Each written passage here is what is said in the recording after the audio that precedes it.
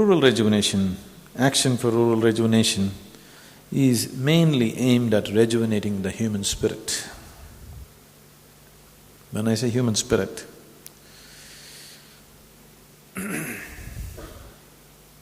I don't know how many of you have…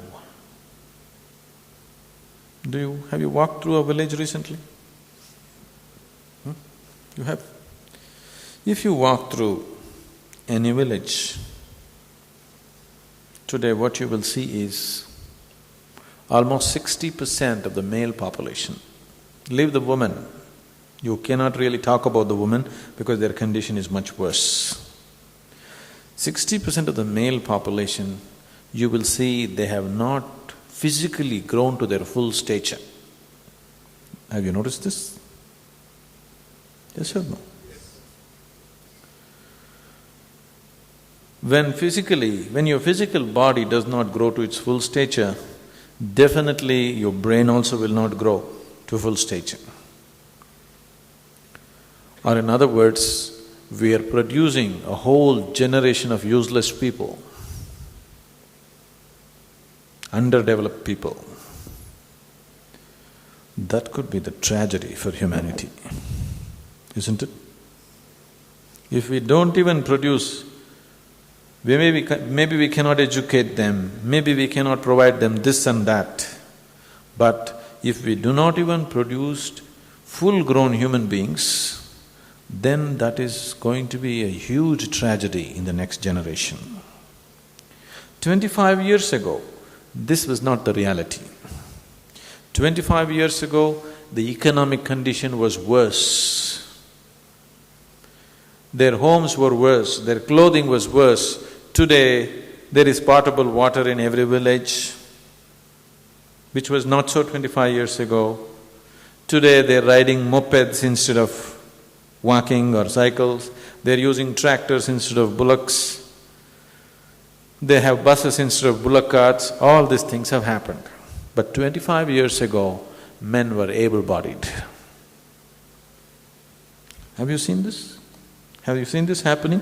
25 years ago, they had nothing, but they were able-bodied. They worked hard and they eat what they have to eat, and they were able-bodied. Today, almost 60% of the male population is not able-bodied. This is not a small tragedy. This is like we are destroying the future generation of people. This has happened. One reason is all the evils of market economy has touched the villages, but the benefits of market economy has not gone anywhere near the village. Another main aspect is the traditional means of support that a rural population had, the psychological support that they had all the time, that fabric of tradition and culture has been broken, has been punctured very badly, torn, but no new system has come to replace it. Simple things. It's very difficult for people who have not really been involved with life there to understand these simple things. For example, see, for a farmer, especially for an Indian farmer, because it's a whole emotional thing for him, he's not looking at it as an enterprise. See, farming was never looked at as an enterprise. It is a very different kind of involvement. The earth that he walks on is not just his work, it's his mother, it's his goddess, it's his everything. That's how it's always been. Just to walk freely on the land. Just 15 years ago, you could walk through anybody's land, isn't it? But today, it's all barbed wire fenced. You cannot walk through land. What is the problem if you cannot walk through land, can't you walk on the road? This may be the logical argument, but that's not how it is. It breaks his psyche, simply because he cannot walk on the land, simply because he cannot feel, and simply feel free walking along the land. It is difficult for city people to understand what this means, just walking through the land, what it means to him. For example, South India, let's say Tamil Nadu, Andhra Pradesh, Karnataka, these states, when the mango season comes, the mango is in everything. The mango is in our stomach, the mango is on our clothes, the mango is around our mouth, the mango is in our head. It is cooked, it is cut, it is eaten, it is anything. If you want to fight, you throw a mango at somebody. That's how… it is a whole culture by itself, it's not just a fruit. 15 years ago, you could walk into anybody's garden, pluck a mango and eat it, it was not a crime. Only if you fill your bag, it's a crime. If you pluck a mango and eat it, was not a crime, isn't it? But today, it's all barbed wire fenced. Every mango goes to the market. And when it again comes back to village, each mango costs 10 rupees, 15 rupees, which anyway he is never going to eat. So, the children and the adults, they see mangoes hanging, but they never eat it. It is not a small thing. What is there if I don't eat a mango? If you were born somewhere else, you wouldn't eat a mango at all. That's not the point. But it is so deep. The stories that they heard as children were mangoes, the songs that they sang were mangoes, and now the mango is always hanging there but you cannot eat it. It is not a small thing, it just destroys the spirit of the human being. Things that he did very proudly just 10 years ago, today he's ashamed of it. Like, let's say just now in January there was Pongal festival. If Pongal came, the two bulls that you had, you painted them garishly and took them out with great pride, your painted bull. But today, because he went to 5th class or 6th class in the school, he is ashamed of taking these bulls on the street. He will watch Pongal on the television. All these kind of things, little things, which have broken the spirit. The only two things that are keeping the village population going is most unrealistic cinema and cheap alcohol. These are the only two things which are keeping the village spirit going still. Today in Tamil Nadu, almost 80% of the male population over 16 years of age is drinking alcohol either intermittently or regularly.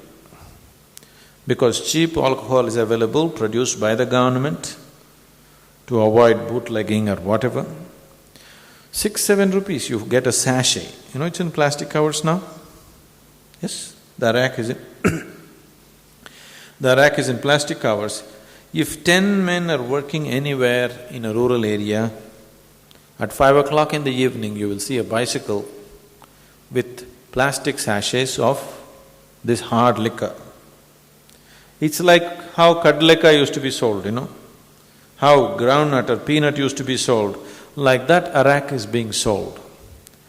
And it is available on credit, they will come home and collect the money, all the services are available. And they are drinking this hard arak, very hard brew. There is no sufficient food to sustain this kind of alcohol in the body. So when the man drinks this, tomorrow morning he has no spirit to get up and go to work. Now he wants to kick his wife, kill his children, throw everything on the street or do something. It's very natural, you know. When the man has no physical strength or inclination to go and do physical work, if he has to do it, slowly he gets frustrated and after some time feels defeated. This is slowly setting into the rural population in a big way. So action for rural rejuvenation is mainly aimed towards rejuvenating their spirit. But if you just go and talk about it, it won't work. So it is going in many forms. This has been meticulously thought out. This project has been laid out for 12 to 15 years ahead. We've been planning this for last 12 years. Now we have dedicated volunteers in every district in Tamil Nadu.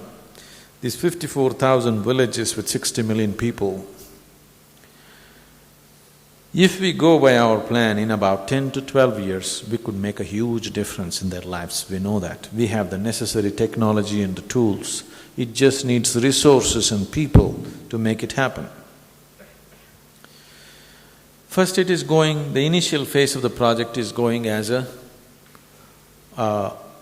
mobile medical dispensary loaded on a truck chassis with a qualified doctor who is trained in alternative medicine, with yoga teachers and others. The doctor treats infections and those kind of things, all the chronic ailments and other kind of ailments that people create for themselves. He's referring them to yoga teachers and free yoga classes in those villages. We have started games in the villages. You must see what games do to the village people. Most of them have never played a game in their life, especially the women. They have never played a game in their life, even as children. Now you make them play, you won't believe, it's like fire. The whole village is on fire. You'll have tears in your eyes just seeing the way they're playing. For more on Sadhguru, visit www.ishafoundation.org.